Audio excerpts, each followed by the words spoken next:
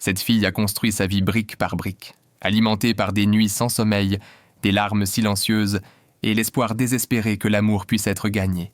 Elle n'est pas née avec des privilèges. Elle a taillé sa place dans le jeune empire avec des cicatrices que personne n'a jamais vues. Et juste au moment où elle croyait enfin appartenir, ils lui ont tout arraché. Son vieux grand-père Geyser l'a regardée dans les yeux et lui a dit qu'elle n'avait jamais été la sienne, ni par le sang, ni par le nom, juste une étrangère élevée par convenance. Le conseil qu'elle dirigeait autrefois a détourné les yeux alors qu'il lui retirait son titre, son identité, son monde entier, sans remords, en une seule journée. Ils ont effacé son existence, tremblante, brisée. Elle a couru vers le seul foyer qu'elle pensait avoir encore, son fiancé. Mais la porte s'est ouverte sur des gémissements et des talons rouges avec ses sœurs mordantes. Il ne s'est même pas couvert. Il a ri, l'a traité de personne sans importance, et a dit qu'il n'était avec elle que pour son nom de famille. En une journée, Eva a perdu son nom, son titre, son amour. Et chaque illusion qu'il lui restait... Eva est entrée dans la salle de réunion assez furieusement. Son grand-père lui a demandé ce qu'elle faisait là. Elle a répondu d'un ton perplexe, se demandant ce qu'il voulait dire. Elle croyait que c'était à elle de poser des questions, et non l'inverse. Elle lui a rappelé qu'elle était la PDG de l'entreprise.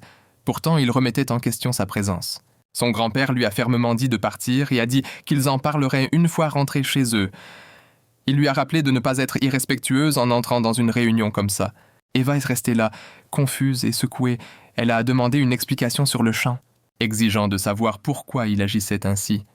Ses pensées s'emballaient alors qu'elle se demandait comment il pouvait lui dire de partir alors qu'elle était celle qui dirigeait l'entreprise. Ce vieux croulant a soudainement haussé la voix et lui a dit qu'elle démissionnerait de son poste de PDG à partir de ce jour. Il a mentionné que le conseil avait déjà sélectionné quelqu'un pour la remplacer et que la transition se ferait immédiatement. Eva a fixé les directeurs minables, remarquant comment ils évitaient le contact visuel. Elle a demandé s'ils prenaient tous au sérieux le fait de la retirer. Elle leur a rappelé comment elle avait amené l'entreprise à son statut actuel et a remis en question leurs décisions. Son grand-père sénile lui a de nouveau dit de rentrer chez elle, disant qu'ils discuteraient des choses plus tard. Mais Eva a refusé. Elle a serré les poings et a tenu bon, exigeant une réponse. Elle voulait savoir ce qui se passait. Il a enfin révélé la vérité. Il lui a dit qu'elle n'était pas sa vraie petite fille. Cette déclaration l'a stupéfaite. Elle lui a demandé d'expliquer, se demandant s'il plaisantait. Elle ne pouvait pas croire ce qu'il venait de dire. Son vieux grincheux a continué, disant qu'un test ADN l'avait confirmé seulement la veille, selon les résultats. Elle n'avait aucun lien de sang avec la famille. Il a admis ne pas savoir comment cela avait pu arriver, bien que l'enquête soit en cours. Eva a nié cette affirmation, disant qu'il devait y avoir une erreur. Son grand-père lui a dit qu'il avait effectué le test plus d'une fois. Il n'y avait eu aucune erreur. Il a promis de lui montrer les résultats plus tard, et lui a de nouveau demandé de rentrer chez elle et d'attendre. Ava a demandé si sa lignée était la seule raison pour laquelle son poste lui était retiré. Son grand-père a détourné le visage, ne lui donnant aucune réponse. Ava a donné un rire amer. Se demandant comment une telle absurdité pouvait être réelle, il lui a dit de ne pas s'inquiéter. Promettant qu'elle servirait toujours comme l'une des directrices, son travail serait d'assister sa sœur. Eva a alors demandé si sa sœur dédaigneuse allait la remplacer. Son grand-père est resté silencieux. Il a essayé de parler, mais Eva l'a arrêté. L'appelant Young, il essaya de l'appeler à nouveau, mais Eva avertit « Souviens-toi de mes mots, l'entreprise s'effondrera sans son leadership ». Alors qu'Eva se retournait et sortait sans un mot, plus tard, dans une clinique, elle fixa les résultats ADN avec incrédulité. Ses mains tremblaient, des pensées tourbillonnaient dans son esprit. Tout avait maintenant un sens. Le traitement froid qu'elle avait toujours reçu, la manière robotique dont ses parents pourris la traitaient. Elle se remémora un moment de son enfance où elle avait demandé à sa grand-mère si ses parents la détestaient. Ils n'étaient jamais venus à son école, jamais visité ses événements. Même lorsque les enseignants appelaient, ils ne se montraient jamais. Sa grand-mère lui avait dit que ses parents la préparaient au monde difficile qu'elle devrait affronter un jour. Il croyait que l'amour dur était la façon d'élever quelqu'un assez fort pour gérer l'entreprise familiale. Sa grand-mère avait dit qu'il ne voulait pas qu'elle grandisse gâtée ou faible. Eva réalisa à quel point elle avait été naïve de les croire. Il devait savoir depuis le début qu'elle n'était pas un vrai membre de la famille. Il n'avait montré aucun amour parce qu'il n'y en avait jamais eu en premier lieu. Il l'avait seulement élevée parce qu'il savait qu'elle pouvait aider à faire croître l'entreprise maintenant qu'elle avait amené les affaires à de nouveaux sommets. Ils n'avaient plus besoin d'elle. Ils avaient décidé de la mettre de côté En conduisant dans la rue, elle appela son fiancé Julien encore et encore, se demandant pourquoi il ne répondait pas. Elle se précipita dans son immeuble, entra dans l'ascenseur et mordilla nerveusement son ongle. Elle croyait qu'il était le seul qui pouvait l'aider maintenant. Lorsque l'ascenseur atteignit son étage, elle sortit et s'approcha de sa porte. Elle vit une paire de talons rouges à l'intérieur. Elle entra sur la pointe des pieds, hésitant avant de pousser la porte, à l'intérieur. Cette bête se masturbait avec sa sœur tandis qu'Ava restait figée, le cœur lourd. Julian se retourna et la remarqua. Il jura, exigeant de savoir pourquoi elle était entrée sans invitation. Eva resta silencieuse. Julien lui cria de sortir, à moins qu'elle ne veuille être traînée dehors. Quand il vit son regard, il s'arrêta. Il lui dit qu'ils en avaient fini. Il avait entendu la nouvelle. Elle n'était pas la fille légitime de la famille Young. Selon ses mots, elle était devenue une personne sans importance. Il lui demanda si elle pensait qu'elle pouvait encore chercher refuge chez lui. Il admit qu'il avait seulement accepté les fiançailles à cause de ses liens avec la famille Young. Maintenant que son identité avait changé, il ne voulait plus rien avoir à faire avec elle. Ce type l'insulta sur son apparence, disant qu'il en avait assez d'elle depuis des années et lui avertit de ne jamais montrer son visage à nouveau. Ava resta immobile, refusant de pleurer. Elle se força à retenir ses larmes. Elle ne pleurerait jamais devant quelqu'un comme lui. Elle sourit légèrement et demanda si c'était vraiment ce qu'il ressentait. Julien sembla surpris par sa réaction. Elle jeta un coup d'œil à sa sœur et se tourna de nouveau vers lui. Elle lui fit promettre de se souvenir d'une chose. Un jour, il regretterait tout ça. Elle lui promit.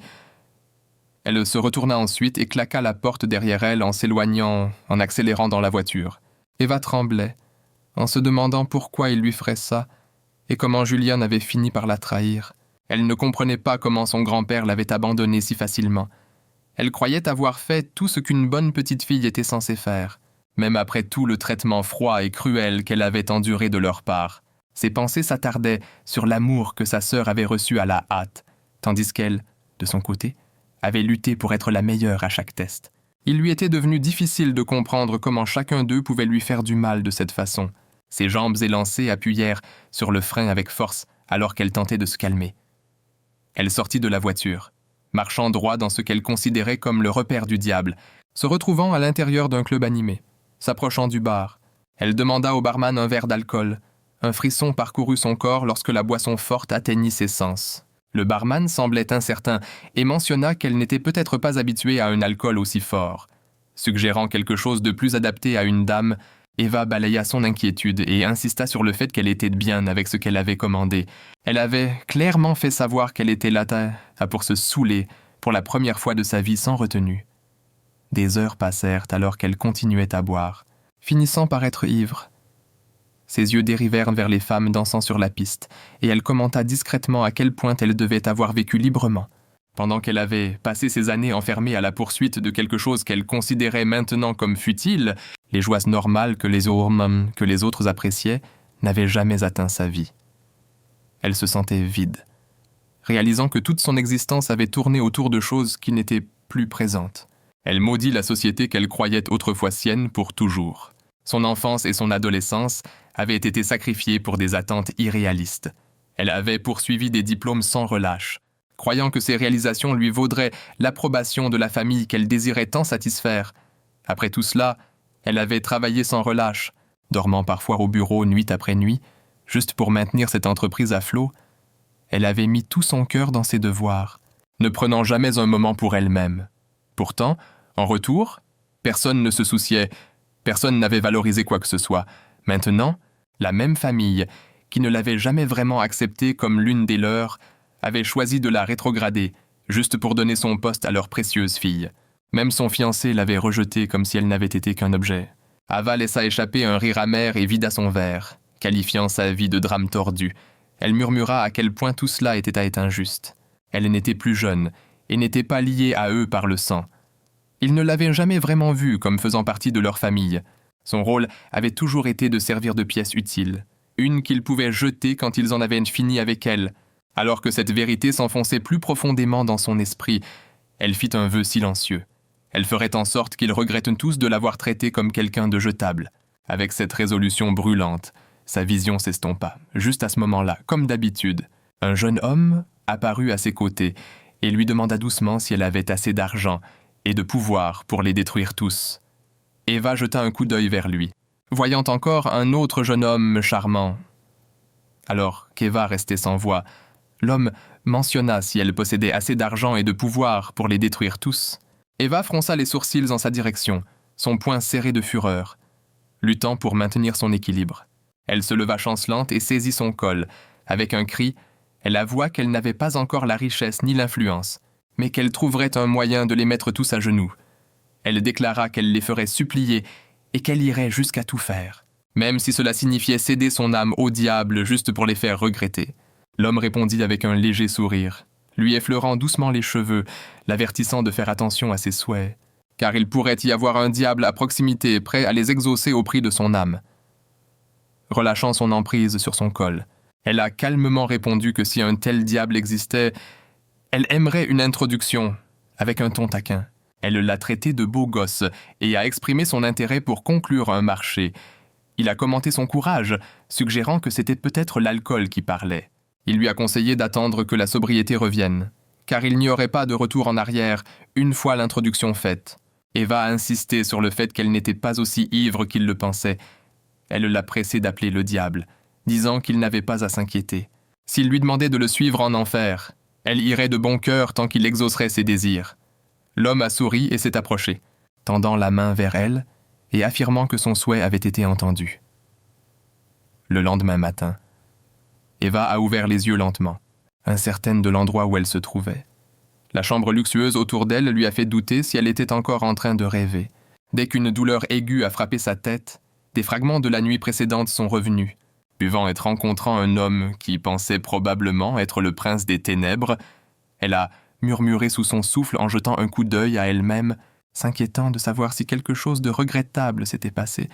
Elle a vérifié chaque partie de son corps comme une détective sur une scène de crime et a même jeté un œil dans son pantalon avec suspicion, s'attendant à des preuves dramatiques. Ses yeux ont dérivé vers le canapé où ses vêtements étaient soigneusement pliés, comme si quelqu'un avait trop essayé d'être poli après avoir été louche. Eva a deviné que rien ne s'était passé.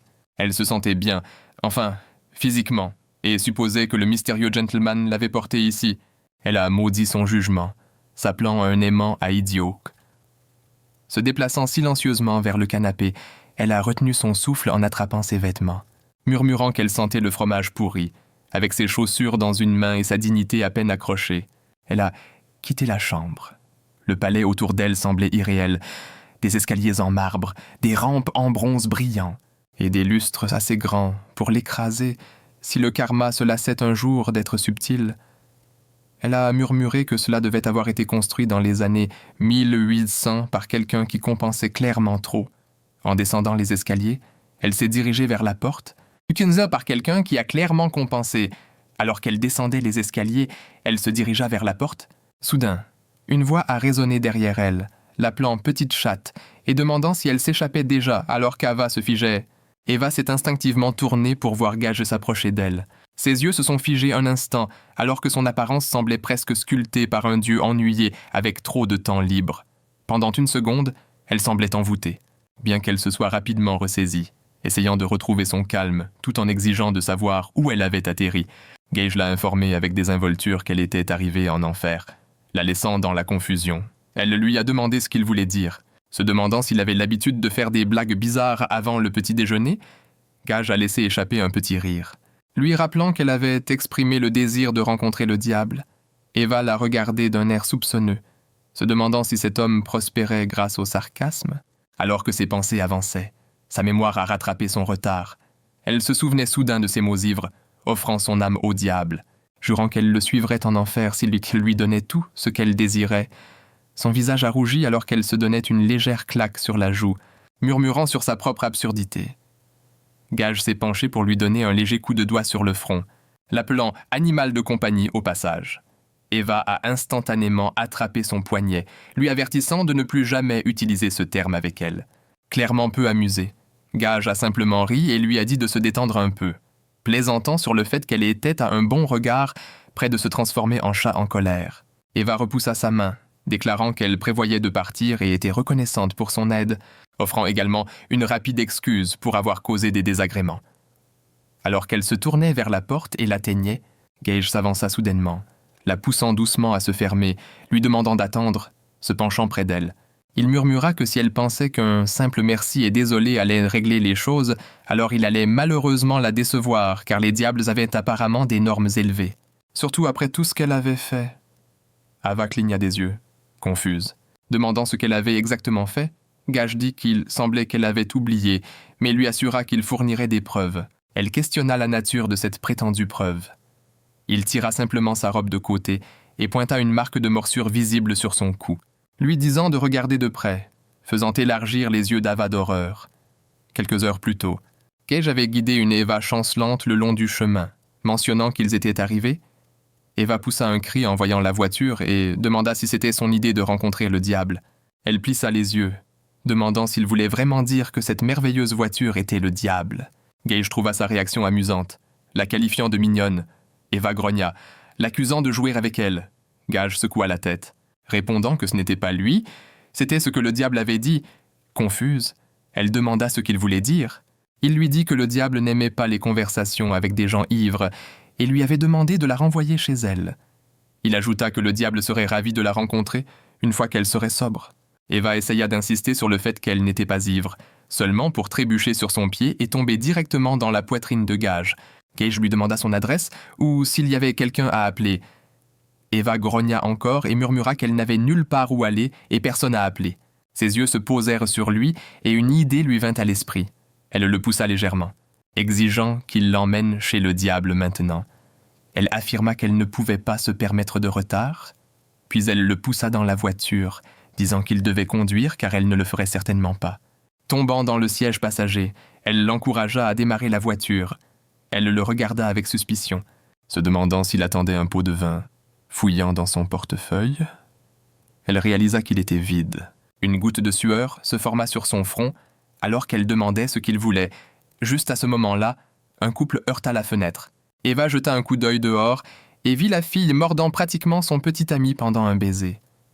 Eva se tourna vers Gage, essayant de ne pas rire, seulement pour qu'il attrape son regard et sourit, demandant ce que cette expression signifiait.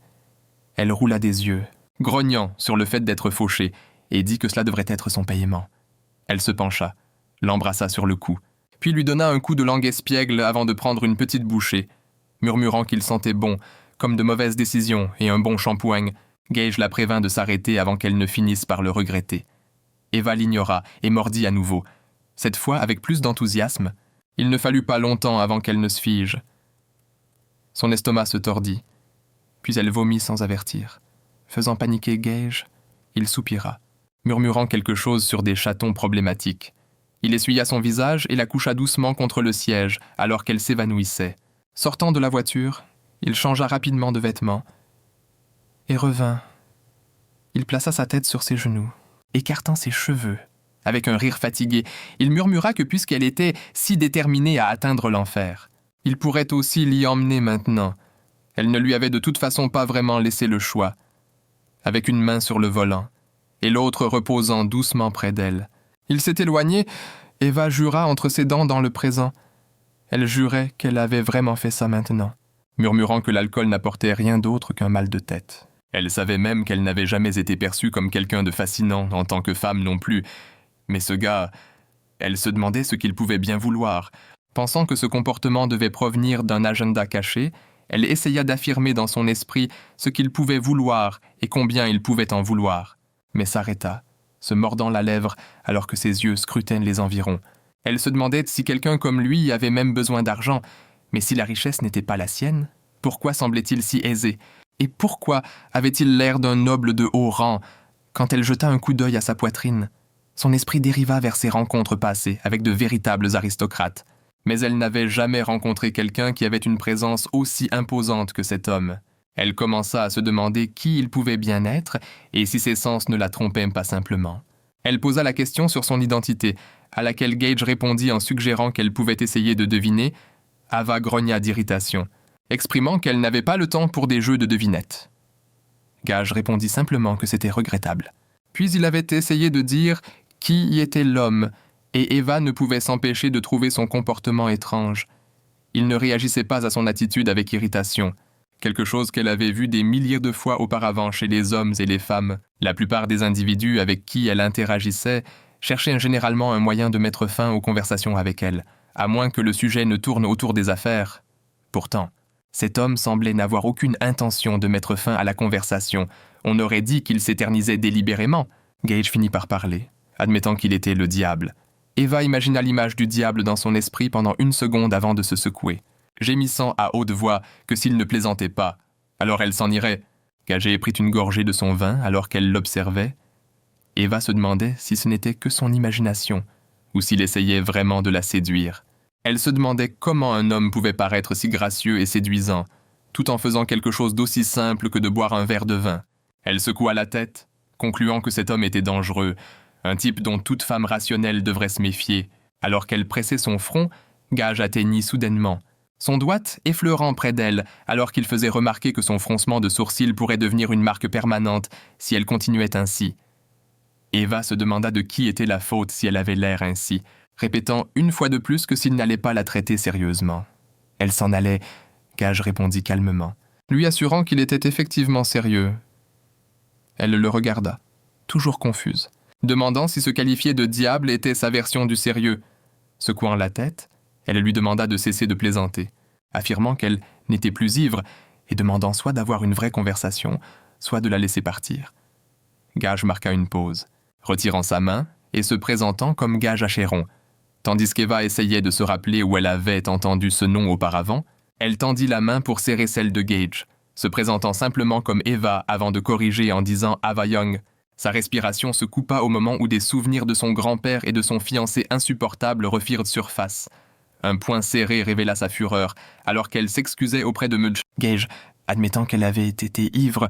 Pourtant, lorsque ses actions lui revinrent en mémoire, elle se mordit la lèvre d'incrédulité, incapable de comprendre ce qu'elle avait fait, qualifiant cela de rien de moins qu'humiliant.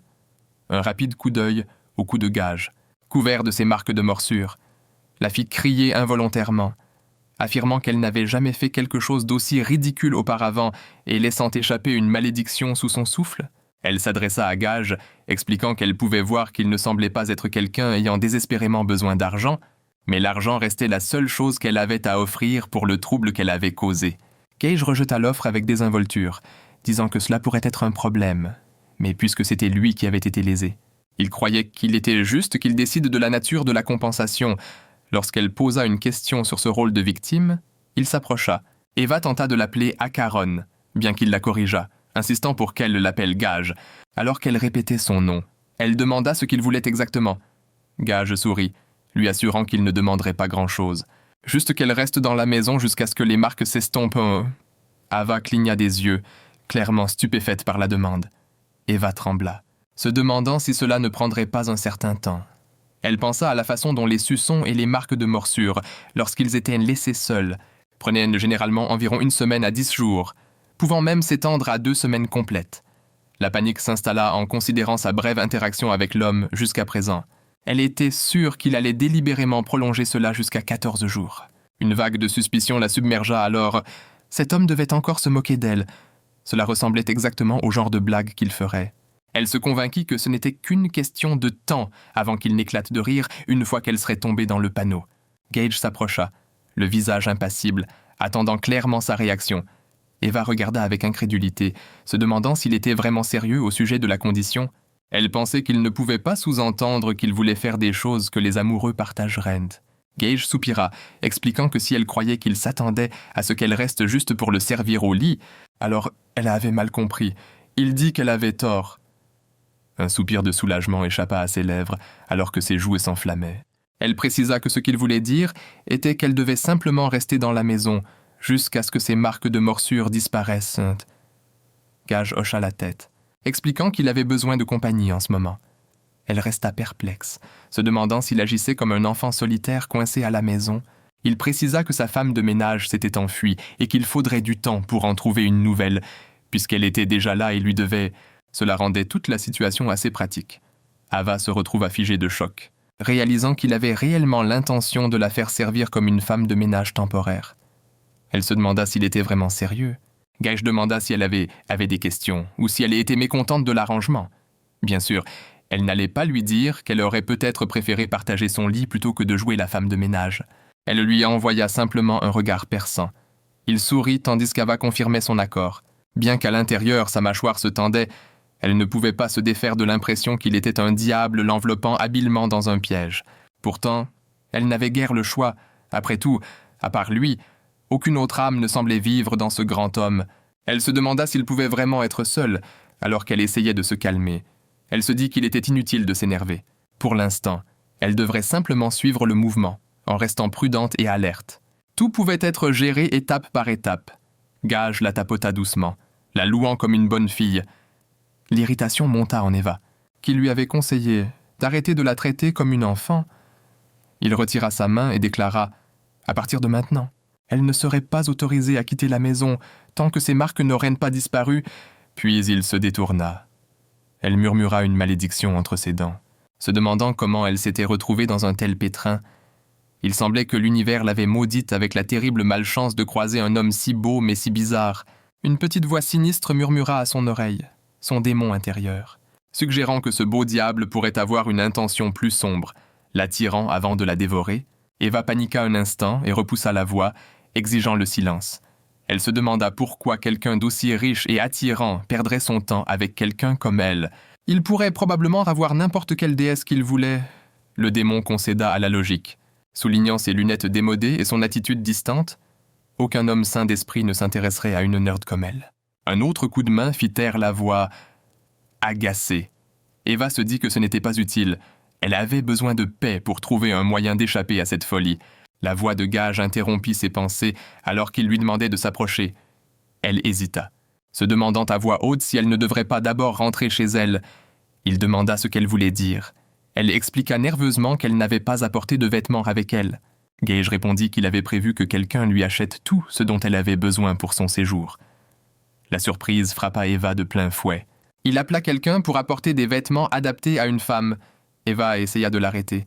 Gage lui rappela que l'accord était déjà établi et qu'elle avait accepté plus tôt. Pas de retour en arrière maintenant. Il lui ordonna de retourner dans la chambre et de prendre une douche. Il lui apporterait bientôt ses vêtements. Et il lui demanda de revenir une fois qu'elle aurait terminé.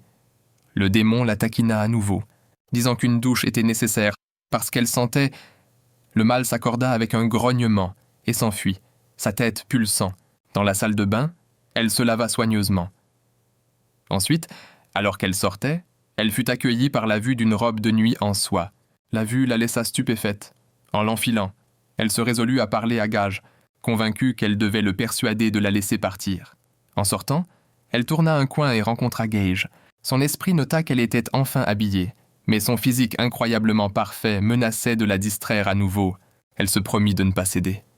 Avant qu'elle ne puisse dire un mot, son estomac émet un fort grognement. Son visage rougit de honte, se demandant pourquoi son corps la trahissait en un tel moment.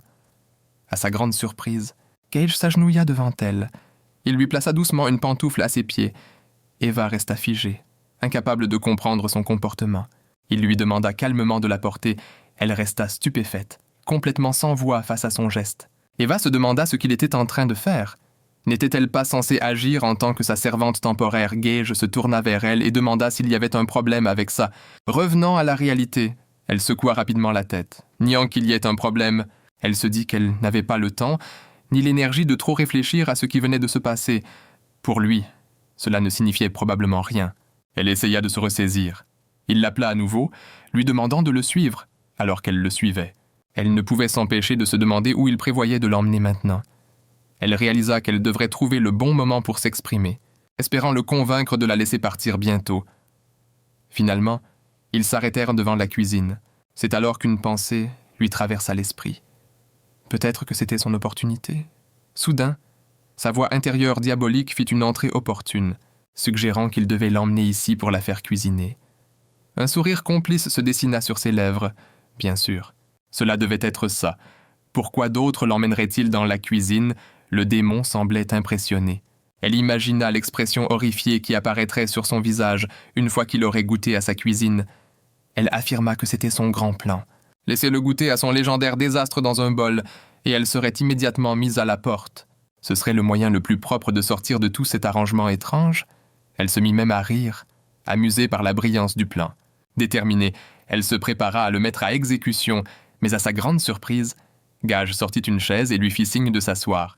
Elle cligna des yeux, confuse, se demandant si elle l'avait mal entendu. Il répéta ces mots, l'invitant à nouveau à prendre place. Hésitante, elle s'assit lentement, essayant de comprendre, n'était-elle pas censée faire la cuisine? Puis, avant même qu'elle puisse s'ajuster, Gage commença à préparer de la nourriture. Il sortit des légumes, les coupant habilement avec une aisance pratiquée. Eva regarda, incrédule. Réalisant qu'il était celui qui cuisinait, une sensation d'angoisse s'installa dans sa poitrine. Cela ne pouvait pas se produire. Elle se leva brusquement, insistant pour qu'elle s'occupe de la cuisine.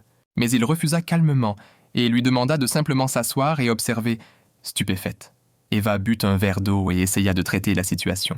La voilà, supposée être la servante dans cet arrangement. Et pourtant, tout ce qu'on lui avait demandé était de s'asseoir et de regarder pendant qu'il préparait un repas pour elle.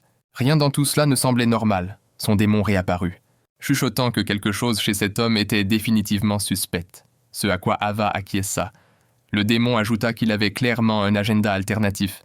Elle se demanda pourquoi il agirait de cette manière envers une inconnue, la façon dont il s'était agenouillé et lui avait proposé des pantoufles plus tôt. Et maintenant cela, qui se comporte ainsi avec quelqu'un qu'il ne connaissait même pas. Bien que tout cela semble étrange, Eva se rappela qu'elle n'avait pas le luxe de réagir de manière excessive ou de tout gâcher, à en juger par le manoir et son apparence générale. Il était évident qu'il était extrêmement riche. Elle, plus que quiconque, comprenait à quel point les riches pouvaient être imprévisibles lorsque les choses ne se passaient pas comme ils le souhaitaient. Cela seul la fit avancer prudemment à chaque mouvement et réaction. Peu après, Gage apporta le plat et le plaça devant elle. L'arôme la frappa instantanément, et elle ne put s'empêcher de baver légèrement. En levant les yeux, elle le vit la regarder, puis l'entendit lui demander doucement de commencer à manger. Il mentionna que cela l'aiderait avec son gueule de bois. Se sentant toujours prudente, elle mordilla légèrement son ongle. Gage rit, faisant remarquer comment elle l'observait, comme si elle résolvait un mystère pendant qu'il cuisinait. Il ajouta que s'il avait glissé quelque chose d'inhabituel dans le plat, elle l'aurait certainement remarqué. Son visage s'empourpra à ces mots. Elle jura entre ses dents, agacée, qu'il ait remarqué son soupçon. Hésitante, elle leva une cuillère et prit une gorgée. Ses yeux s'écarquillèrent. Le goût était exquis. À peine capable de garder son calme, elle murmura que c'était bon. Gage lui demanda à nouveau, et elle le répéta, essayant de garder un visage sérieux malgré son envie de s'enthousiasmer. À l'intérieur, elle le maudit encore une fois. Pourquoi pouvait-il aussi bien cuisiner? Son corps trahissait sa fierté. Tout comme ton ex, alors que la faim prenait le dessus. Et bientôt elle était en train de slurper la soupe sans retenue. C'était peut-être la meilleure soupe de nouilles au poulet qu'elle ait jamais goûtée. La chaleur, l'assaisonnement, la tendreté, il était impossible de résister. Gage a discrètement placé du pain et du beurre à côté d'elle pendant qu'elle continuait à manger. Bien que sa bouche soit pleine, ses yeux ne le quittaient jamais. Regard aiguisé et plein de doutes.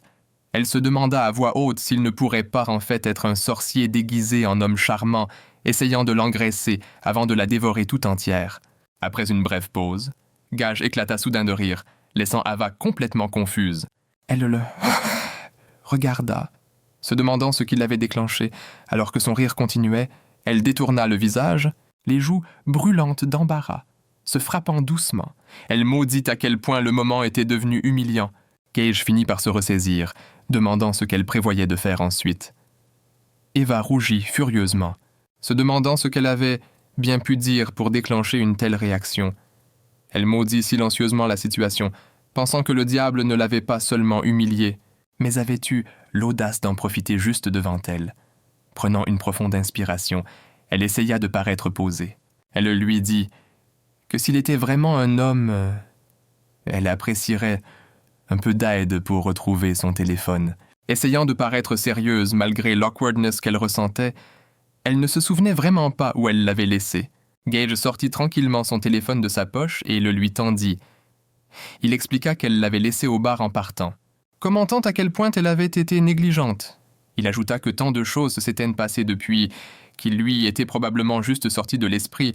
Ava hésita avant de le prendre. Elle le déverrouilla et fut immédiatement accueillie par d'innombrables appels manqués et messages. Avant même qu'elle puisse les vérifier, un appel arriva. Elle fixa l'écran, reconnaissant le numéro, appelant Gage. Elle s'excusa et demanda si elle pouvait répondre. Il hocha la tête en signe d'approbation. Elle décrocha en demandant quel était le problème. La voix à l'autre bout cria de frustration, exigeant de savoir pourquoi elle n'avait pas répondu à son téléphone et si elle avait vu le tumulte sur les réseaux sociaux. Encore désorientée, Ava demanda de quel tumulte il parlait. Parlait-il de sa démission? Essayant de suivre, elle lui demanda de ralentir et d'expliquer, admettant que son téléphone avait été éteint tout ce temps et qu'elle n'avait pas encore vérifié quoi que ce soit. Le secrétaire cria pratiquement qu'il faisait référence à une annonce officielle, selon laquelle elle avait démissionné en tant que PDG la nuit précédente. Il affirma que cela circulait déjà partout et prenait effet immédiatement. Eva était stupéfaite, elle n'avait fait aucune annonce. Elle affirma fermement qu'elle n'avait pas démissionné, à quoi le secrétaire acquiesça, mais ajouta que de nouvelles rumeurs s'étaient déjà répandues comme une traînée de poudre. L'histoire qui circulait prétendait qu'elle avait démissionné à cause d'allégations de fraude et de mauvaise conduite. Le mot fraude à lui seul fit frémir tout son corps. Le secrétaire semblait accablé, admettant qu'il n'avait aucune idée de la façon de gérer les choses désormais. Son téléphone n'avait pas cessé de sonner avec des appels de journalistes avides d'un scoop, désespérément. Il demanda où elle se trouvait et proposa de venir la chercher.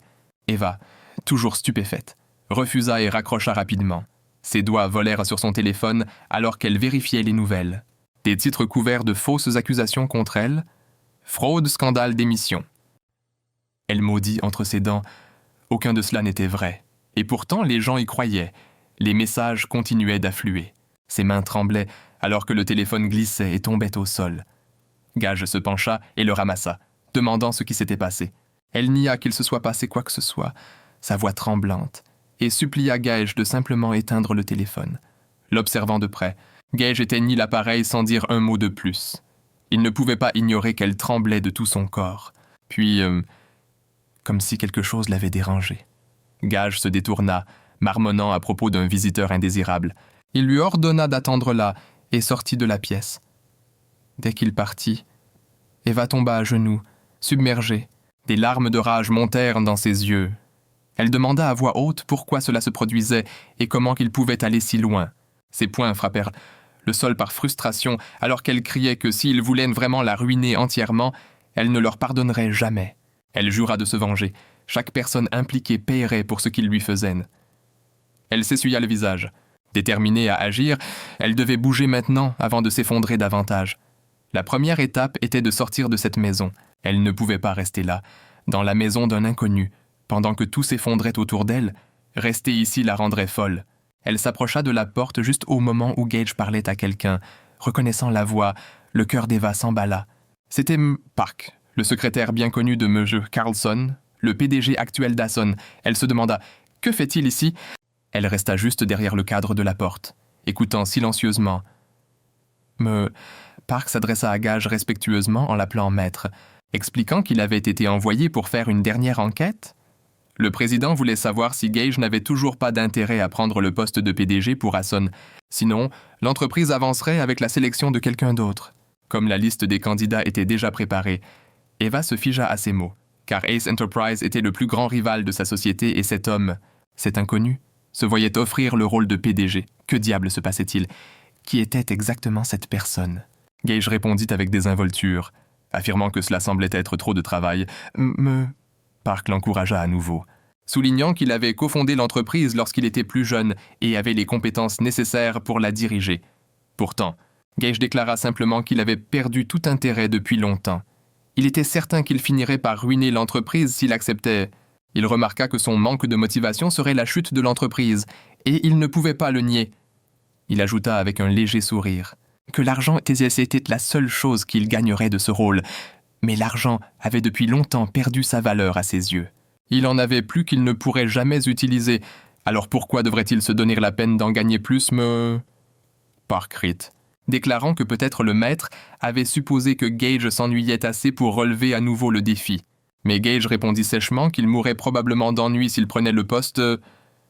Acceptant le refus, Park dit qu'il passerait le message afin que le président puisse commencer à choisir parmi la liste des candidates. À ce moment-là, Eva ne pouvait plus rester silencieuse. Elle s'avança et interrompit. Park la regarda alors qu'Eva hésitait brièvement avant de se précipiter vers lui. Park l'appela, demandant ce qui l'amenait là. Gage révéla qu'elle était son invitée. Park parut assez surpris, ses yeux passant entre les deux, visiblement étonné de la présence d'une femme cachée dans les lieux. Surtout qu'elle était la PDG de leur entreprise rivale. Eva l'a poussé à attendre un instant, lui assurant qu'il reviendrait rapidement. Elle attrapa ensuite Gage et le conduisit dans une autre pièce. Eva demanda s'il avait vraiment l'intention de refuser l'offre. Gage répondit en disant qu'il était plutôt paresseux et n'avait pas l'intention de passer sa vie de célibataire, assis sur une chaise jour et nuit, juste pour accumuler de l'argent dont il n'avait jamais besoin. Il ajouta qu'il était effectivement en train de prendre sa retraite maintenant. Intérieurement, Eva serra les dents et le considéra comme un arrogant imbécile, ressentant une forte envie d'étrangler ce coup attrayant, mais elle se retint, convaincue qu'elle entendait probablement ses véritables sentiments. Eva marqua une brève pause avant de demander à Gage de considérer l'idée de l'embaucher.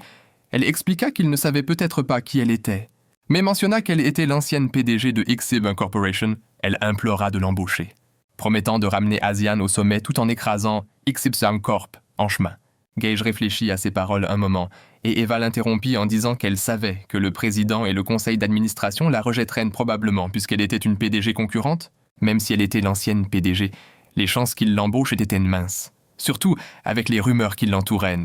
C'est pourquoi elle suggéra à Gage d'accepter le poste lui-même et de l'employer pour faire le vrai travail, puisque son excuse était la paresse. Tout ce qu'il avait à faire était de se présenter occasionnellement aux réunions et de collaborer avec elle pour vaincre Xib Corp. Gage réfléchit à cela, soulignant qu'Eva avait l'intention de travailler dans son dos comme une ombre sans recevoir de reconnaissance. Eva affirma fermement qu'elle ne se souciait pas de la reconnaissance. La vengeance était son seul désir, et elle était déterminée à faire regretter à tout le monde leurs actions. Elle déclara qu'elle ferait tout pour se venger, et voulait qu'ils ressentent la douleur de perdre quelque chose de précieux pour eux. Ce plan n'était que le début, et elle avait l'intention de rembourser leur traitement à son égard avec intérêt. Gage l'étudia attentivement alors qu'Eva lui assurait de son sérieux, disant même qu'elle ferait un pacte avec le diable si nécessaire. Gage reconnut sa déclaration. Eva hocha la tête en accord, confirmant qu'elle était prête à tout faire. Gage sourit et proposa de faire un accord, promettant de lui fournir tout ce dont elle avait besoin. Cependant, il demanda si elle était sûre d'être prête à tout faire en échange. Eva affirma sa détermination. Gage sourit et questionna à nouveau sa certitude. Eva répéta avec confiance son affirmation. Gage soupira et se pencha plus près, chuchotant à l'oreille d'Eva une suggestion taquine de l'appeler Gage chéri, ce qui surprit Eva. Elle recula, lui demandant d'arrêter puisque c'était sérieux. Gage observa qu'elle semblait plus détendue maintenant et adopta une pose décontractée. Insistant, Gage chéri sonne mieux. Irritant encore plus Eva, il rit et dit qu'il révélerait son prix pour l'accord. Alors que la voix du démon résonnait, incitant Eva à se préparer. Elle savait déjà ce qui allait arriver. Les accords faits avec le diable n'étaient jamais bon marché, et elle avait longtemps compris comment ce monde fonctionnait. Si quelqu'un voulait quelque chose de significatif, il devait être prêt à renoncer à quelque chose d'aussi substantiel. Cette règle restait fixe, immuable. Eva l'avait toujours acceptée. Elle s'était déjà préparée au pire, sachant bien que rien dans de tels accords n'arrivait sans un prix. La seule certitude était qu'elle obtiendrait la seule chose qu'elle demandait, mais jamais sans conséquence. C'est ainsi que les choses fonctionnaient. Lorsque Gage lui proposa soudain de l'épouser, lui demandant de l'épouser, son esprit s'est arrêté. Les rouages dans sa tête semblaient complètement bloqués. Le choc a pris le dessus alors qu'elle essayait de comprendre ses mots, demandant des éclaircissements.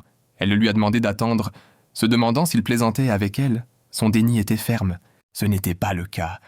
Alors qu'elle redemandait s'il voulait vraiment l'épouser, l'incrédulité entourait ses mots. Elle avait du mal à accepter qu'il puisse être sérieux.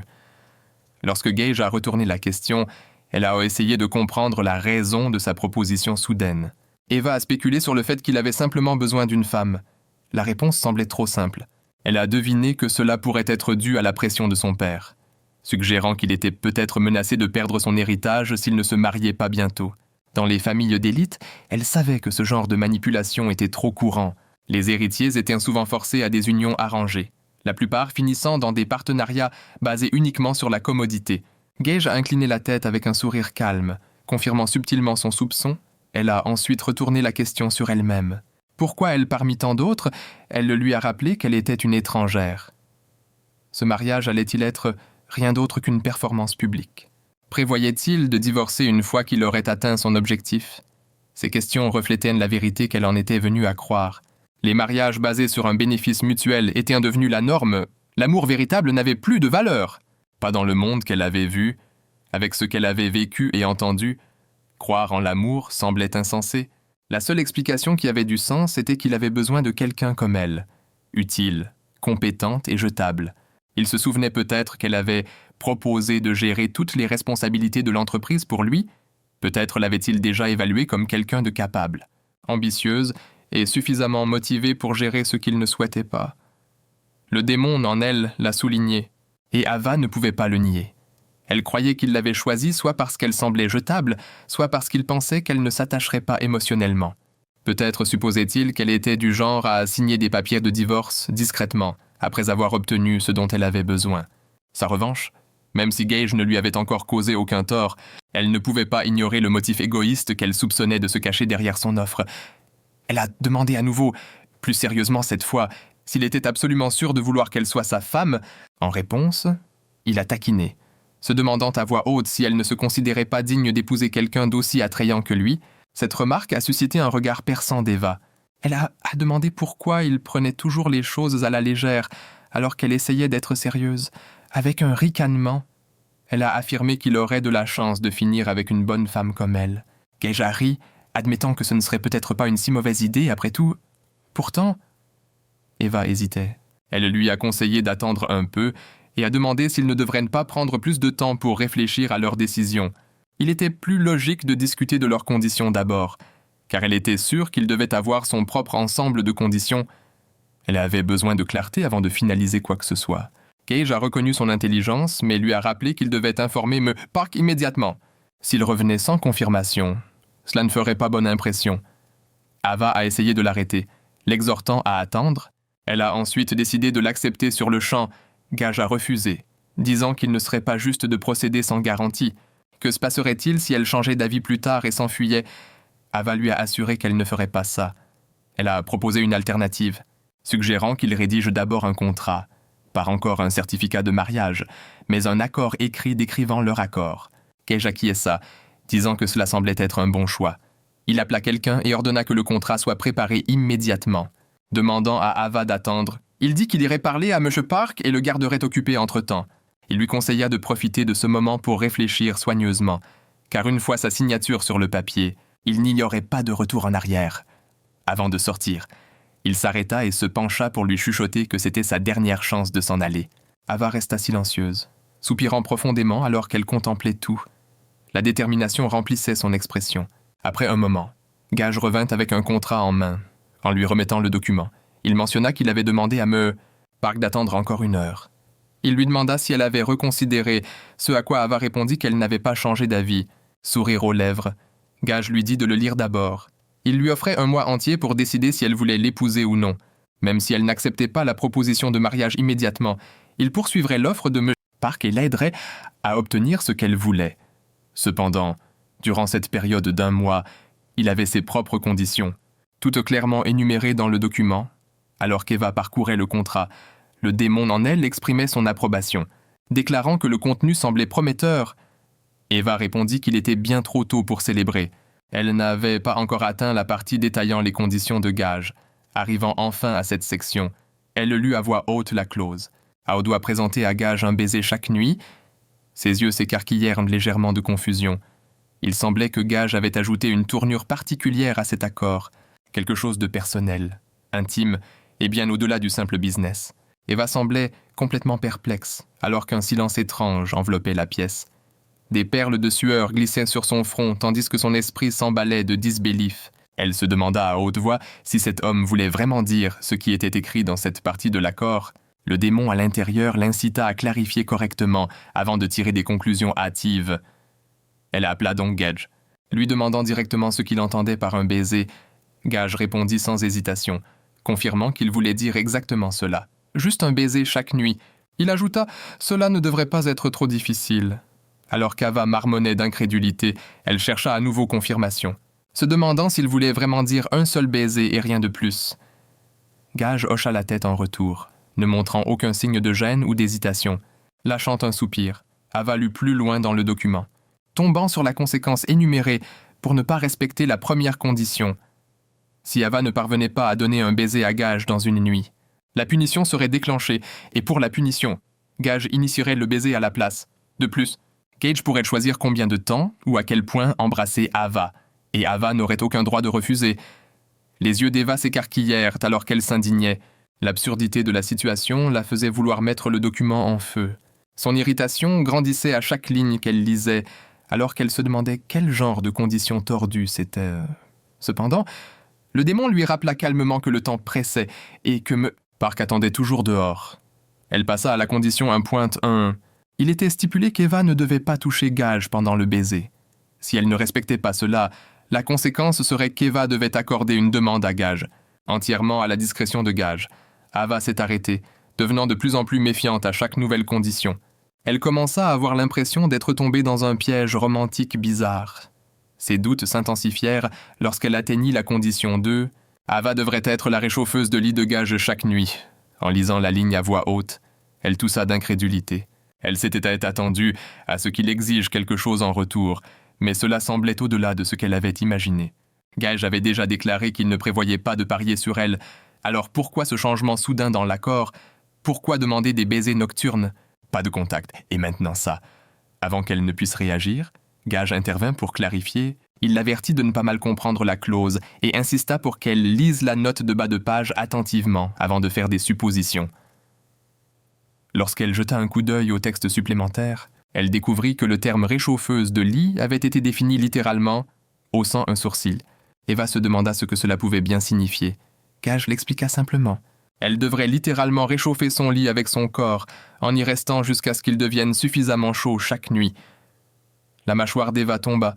Elle ne pouvait pas comprendre comment une personne comme ça pouvait exister. Pourtant, elle se força à continuer à lire. Atteignant la conséquence de l'échec à remplir la condition 2, il était stipulé qu'Eva devrait permettre à Gage d'effectuer un acte intime avec elle au lit, et elle n'aurait aucun droit de refuser. S'étouffant légèrement, elle toussa à nouveau avant d'atteindre la condition 2.2. Celle-ci dictait que pendant qu'elle remplissait son devoir de réchauffeuse de lit, Eva ne devait pas toucher Gage. Un manquement entraînerait une autre conséquence. Eva devrait une demande personnelle à Gage. Elle avait à peine le temps de suivre les termes qui s'intensifiaient. Pourtant, elle continua à lire. La condition 3 exigeait qu'Eva vive avec Gage pendant toute la durée d'un mois. La condition 4 insistait pour qu'elle rentre chez elle avant le dîner chaque soir. La condition 5 l'interdisait de s'impliquer avec un autre homme pendant la même période. La punition pour ne pas respecter les conditions 3 à 5 accordait à Gage la liberté totale de choisir une pénalité appropriée, que Eva serait contrainte d'accepter. Dans la section intitulée « Autres détails importants », l'accord imposait également des limites à Gage. Il lui était interdit de faire quoi que ce soit sans permission. Toute forme d'abus ou de force était strictement interdite, si Gage franchissait ses limites. Eva avait le droit de révoquer le contrat immédiatement sans être tenue responsable. En revanche, si Eva échouait à respecter les conséquences 3 fois, Gage se réservait le droit de résilier l'accord. Et elle serait tenue responsable de la rupture des termes, alors qu'Eva atteignait ce qu'elle supposait être la dernière section du contrat. Une voix intérieure lui rappela de vérifier à nouveau, l'exhortant à ne négliger aucun détail. Elle balaya cela d'un geste et se tourna vers Gage, demandant si tout avait été couvert. Gage laissa échapper un léger rire, déclarant en plaisantant que, à moins qu'elle n'espère plus, tout était déjà exposé. Ava nia immédiatement une telle chose. Gage la rassura, lui disant de ne pas s'inquiéter. Tant qu'elle respecterait les termes, elle n'aurait jamais à faire face à aucune des conséquences décrites. Pourtant, le choix lui appartenait. Il lui demanda si elle avait pris une décision et si elle allait signer l'accord. Le temps continuait à filer, et il souligna qu'il restait encore 10 minutes. Il lui conseilla d'utiliser ce qu'il restait pour bien réfléchir, car elle avait encore l'opportunité de se retirer si elle le souhaitait. Il lui rappela une fois de plus qu'il n'était pas trop tard. De l'intérieur, le démon leva à nouveau la voix, remettant en question si elle avait vraiment l'intention de poursuivre cette décision. Ava répondit avec une détermination silencieuse. Le démon argumenta, exprimant à quel point le terme semblait absurde, surtout la demande d'un véritable réchauffeur de lit. La voix insista sur le fait que de telles conditions frôlaient le ridicule.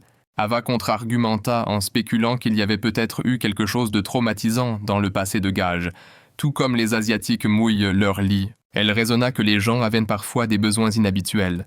Il se pouvait qu'il évitât d'utiliser des chauffages par peur du feu, ou peut-être qu'il ne pouvait vraiment pas dormir à moins que la chaleur corporelle d'une autre personne ne réchauffe le lit. Elle pensa qu'il avait peut-être voulu dire le terme au sens littéral. Le démon admit qu'elle avait un bon point, mais resta confus quant à ce qui pouvait pousser quelqu'un d'aussi frappant que Gage à faire de telles demandes étranges. Eva le répéta, expliquant qu'elle n'avait aucun moyen de savoir et soulignant comment les gens riches vivaient souvent de manière étrange. Plus important encore, elle n'avait pas le temps de réfléchir à son comportement. Elle reconnut à quel point Gage pouvait sembler suspecte. Mais elle réalisa aussi que cette offre était sa meilleure et seule chance pour le moment. Se rappelant son objectif, elle affirma son intention de conclure l'accord. Peu importe à quel point les conditions semblaient étranges, elle avait déjà résolu de tout faire pour obtenir sa vengeance. Il n'y avait plus de place pour l'hésitation. Elle devait avancer. Il n'existait pas de meilleure opportunité. Surtout à la lumière des rumeurs déjà circulant et des dommages qu'elles avaient causés à son nom. Si elle laissait passer cette chance, reconstruire sa vie prendrait des années. Ce genre de retard ne ferait que affaiblir sa détermination et l'éloigner de son objectif ultime. Comparé à tout cela, cet accord offrait le chemin le plus rapide et le plus garanti vers ce qu'elle recherchait, tant que Gage respecterait sa part. Elle ne voyait aucune raison d'hésiter. Il n'y avait plus de prix trop élevé à payer. Résolument, Eva posa le contrat sur la table et sortit le stylo. Gage demanda une dernière fois si elle comprenait vraiment le poids de son action. Une fois sa signature écrite, il n'y aurait plus de retour en arrière. Eva tressaillit légèrement avant de répondre. Elle dit qu'elle en était pleinement consciente. L'adressant formellement en tant que me « Achéron », elle ajouta qu'elle avait signé suffisamment de contrats dans sa vie pour comprendre ce que cela signifiait. Celui-ci, comparé aux autres, était simple et direct. Aucun expert juridique n'était nécessaire pour le saisir. Gage se pencha plus près et lui rappela encore une fois, la mettant en garde doucement. Une fois l'encre sèche, elle ne pourrait plus s'enfuir. Eva croisa son regard et répondit fermement. Tant qu'il honorerait sa promesse, elle ne fuirait jamais. Elle était prête à suivre les règles et à accomplir ses devoirs. Gage avait l'air satisfait et l'appela « bonne fille ». Sur ce, Ava signa le contrat. Une fois le contrat signé, Gage affirme que tout était désormais finalisé, d'un geste décontracté. Il enleva les lunettes d'Ava et fit remarquer qu'il était temps de s'en débarrasser. Ava regarda avec incrédulité, confuse de savoir pourquoi ces lunettes inoffensives avaient quelque chose à voir avec ce nouvel arrangement. Son regard s'attarda sur son visage avant qu'il ne repose les lunettes et lui dise de se préparer. Ils allaient en sortir. Ava s'est interposée, mentionnant que puisqu'ils allaient maintenant vivre ensemble, ils devraient envisager de laisser tomber le surnom pour animaux. Elle lui rappela qu'elle avait un vrai nom et qu'il devait l'utiliser. Gage répondit d'un ton léger, disant qu'il le ferait si c'était ce qu'elle voulait, puis l'appela Ava chérie, flattée. Elle devint immédiatement rouge. Il la taquina. Observant qu'elle semblait aimer ça, elle le nia rapidement. Mais il ne fit qu'un clin d'œil et trouva cela malheureux, car il préférait ainsi... Sur ce, il la dépassa et se dirigea vers la porte. Elle l'appela pour qu'il attende, haussant la voix et criant son nom. Eva lui fit remarquer qu'elle était encore en pyjama. Il ne comptait sûrement pas l'emmener habillée comme ça. Gage répondit tranquillement qu'elle avait l'air plutôt bien dans celui rose. Donc il ne voyait pas de problème. Elle lui lança un regard noir, affirmant fermement qu'elle devait rentrer chez elle pour récupérer ses vêtements et effets personnels. Gage répondit qu'il pouvait simplement lui acheter ce dont elle avait besoin. Mais il s'arrêta et ajouta que peut-être lui laisser dire au revoir à sa maison serait mieux.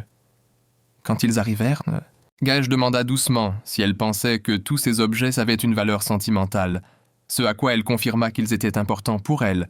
Gage remarqua qu'ils pouvaient tous les remplacer, mais se pencha pour ramasser une boîte en disant que c'était bien si elle emportait tout avec elle, alors qu'il commençait à sortir des sacs.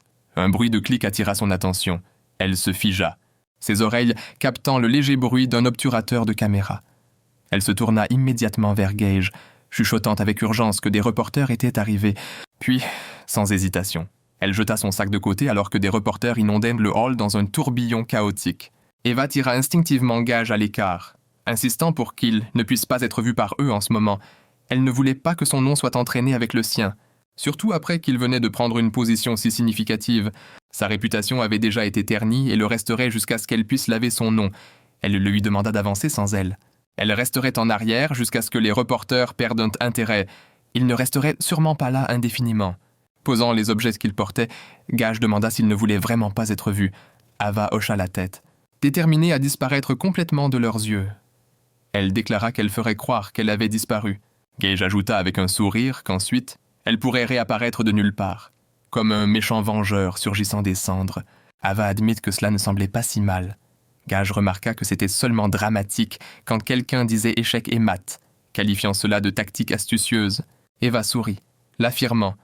Elle grogna doucement, jurant de les traîner lentement et légèrement, tout comme ils avaient joué avec sa vie. Si besoin, elle les laisserait croire qu'elle était morte, juste pour les voir baisser leur garde et sourire.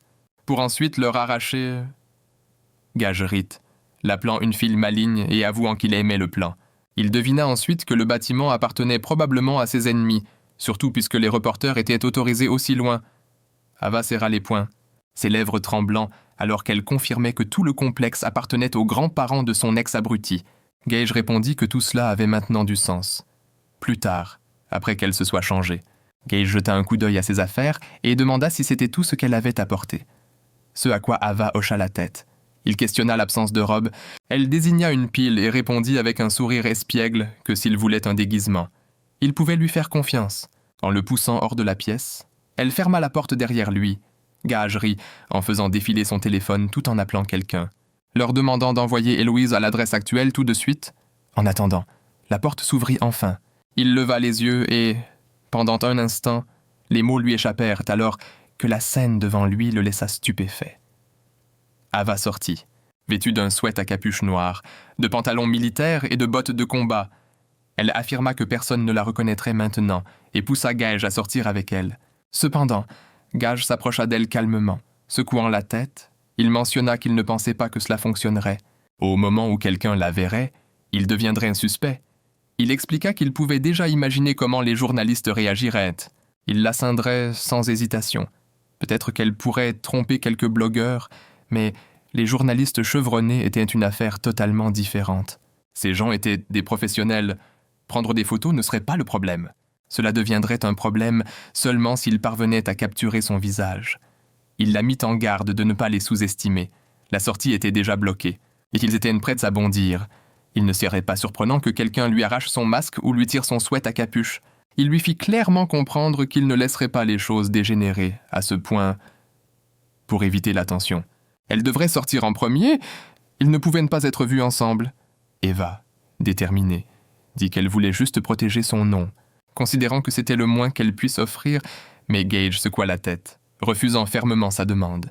Il ne la laisserait pas derrière. Peu importe ses intentions, quand elle essaya de plaider, il la fit doucement taire, insistant pour lui montrer un meilleur chemin. Quelques instants plus tard, une dame entra dans la pièce. Elle se présenta comme Héloïse, indiquant qu'elle était une maquilleuse talentueuse. Eva cligna des yeux, confuse, alors qu'Héloïse, l'artiste, lui offrait ses salutations. Eva jeta un coup d'œil à Gage, perplexe. Il sourit, expliquant qu'Héloïse s'occuperait du déguisement. Ensuite, Héloïse m'informa que le maquillage était terminé, et qu'il ne restait plus que la robe. Gage la remercia pour son travail et lui permit de partir. Un peu plus tard, il se tenait devant la porte. Appelant Ava, elle hésita, exprimant ses doutes sur la robe. Gage, imperturbable, déclara qu'il entrait et ouvrit la porte. Il resta figé devant la vue qui s'offrait à lui. Ava, dans une magnifique robe noire. Elle se détourna, clairement gênée. Gage sourit chaleureusement quand elle essaya d'insister pour changer. Il l'arrêta, la conduisant vers un miroir et l'encourageant à regarder. C'était, lui dit-il, ainsi qu'on se cachait à la vue de tous. Personne ne l'avait jamais vu comme ça auparavant, ce qui était précisément pourquoi cela fonctionnerait. Il lui mit doucement des lunettes sur le visage. Le démon en elle s'écria avec incrédulité, se demandant si cette femme séduisante était vraiment Ava. Elle admit que cela semblait surréaliste. Puis elle demanda à Gage de lui tenir le bras, lui disant qu'elle avancerait avec confiance, la tête haute, la poitrine en avant comme des citrons. Elle prévoyait de traiter les journalistes comme un bruit de fond sans importance, ou mieux encore, comme des fourmis sur le bord de la route. Ava ajouta qu'ils pouvaient venir à elle s'ils le souhaitaient. Elle n'avait pas peur, mais elle avoua qu'elle se sentait nerveuse à l'idée de trébucher. Les talons hauts n'étaient pas une partie de sa garde-robe habituelle, et ceux-ci étaient plus hauts que tout ce qu'elle avait porté auparavant. Alors qu'elle se stabilisait, elle agrippa fermement le bras de Gage. Alors qu'il sortait, Gage la rassura calmement. Elle n'avait pas besoin de s'inquiéter.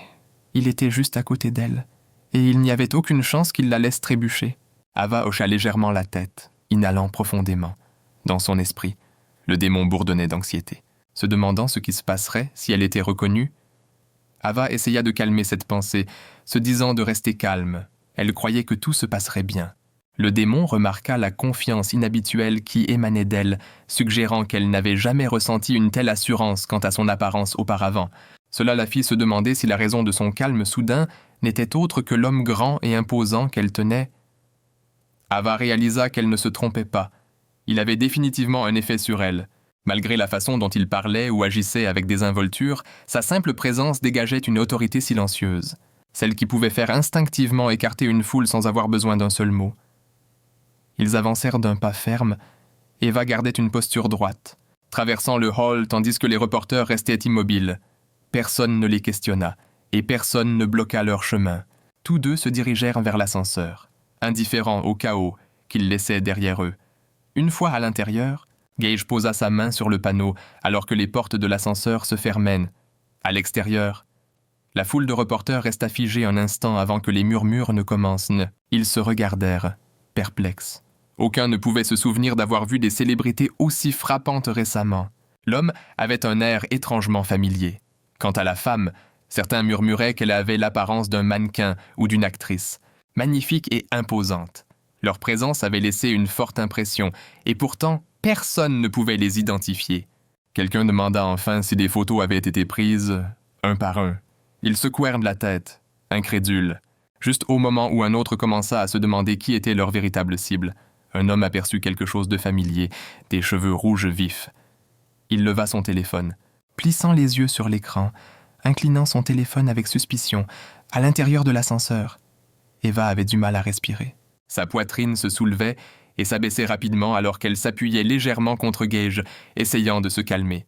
Gage, avec un sourire en coin, remarqua fièrement que la meilleure façon de se cacher était souvent de ne pas se cacher du tout. Il se tourna vers elle en lui demandant si elle avait apprécié l'adrénaline. Eva, encore à bout de souffle, admit qu'elle ne pouvait pas croire à quel point aucun des reporters ne semblait remettre en question leur présence. Pas une seule fois quelqu'un n'avait soupçonné qui ils étaient vraiment. Une fois dans la voiture, alors qu'ils s'éloignaient de la scène, Gage mentionna de manière désinvolte qu'il prendrait officiellement le relais dans 3 jours. D'ici là, elle avait le temps de peaufiner son nouveau rôle et de perfectionner son déguisement.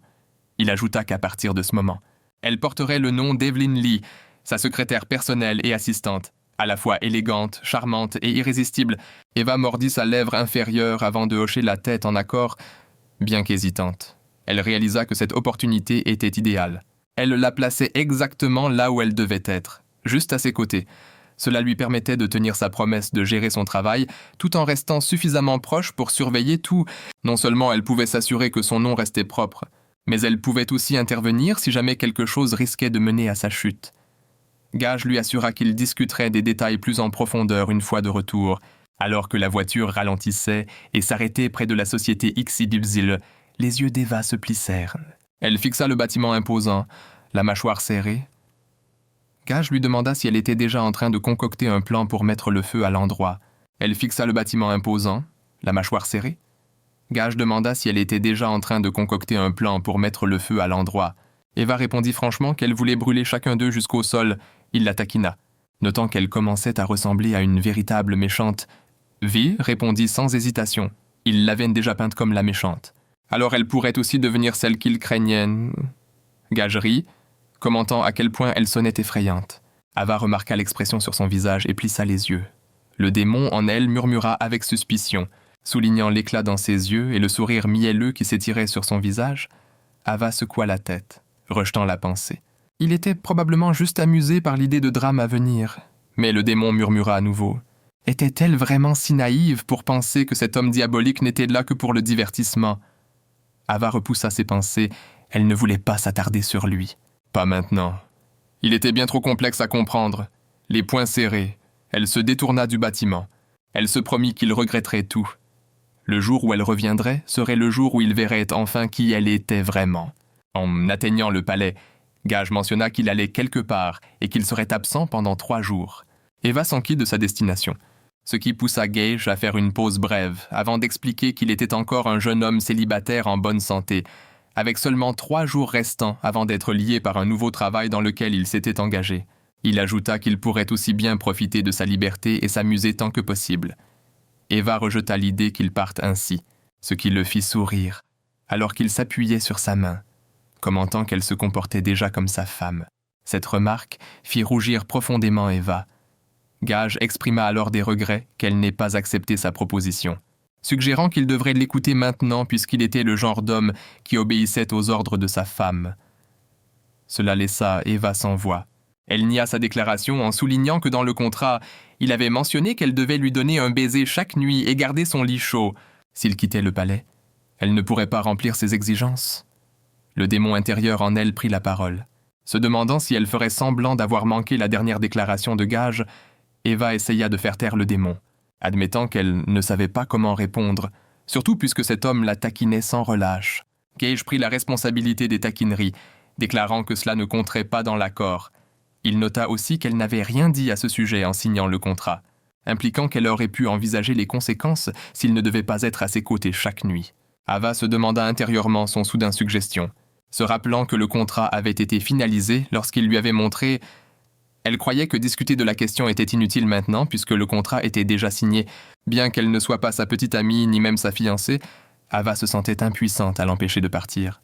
Pourtant, elle refusait de laisser quoi que ce soit interférer avec ses plans de vengeance contre la jeune famille, pas même Gage.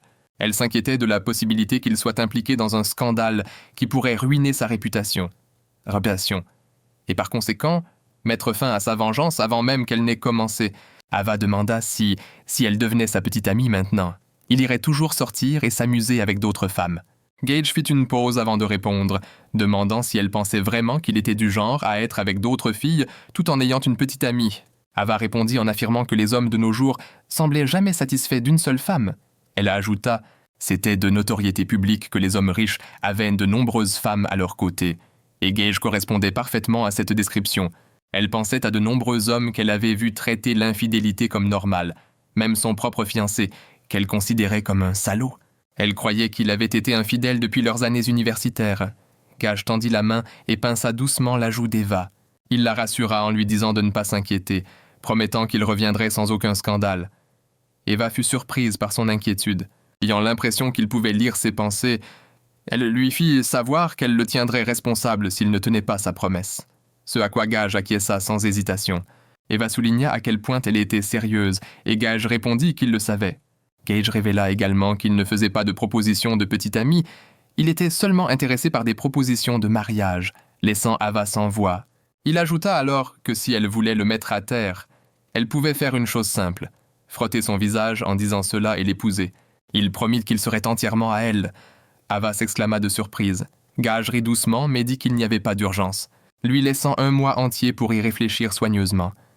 Il se pencha en arrière, lui rappelant que puisqu'il était déjà là et que la nuit était tombée, elle devait tenir sa part du marché en l'embrassant.